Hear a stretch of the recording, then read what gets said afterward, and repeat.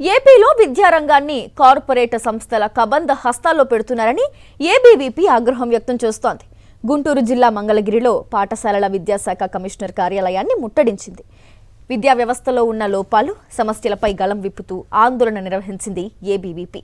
సమాచారం తెలుసుకుని ఘటనా స్థలానికి చేరుకున్న పోలీసులు ఏబీవీపీ సభ్యులను అడ్డుకున్నారు.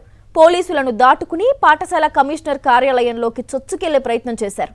అక్కడ పోలీసులు, విద్యార్థి సంఘం నేతల మధ్య చిన్నపాటి ఘర్షణ ఏర్పడింది.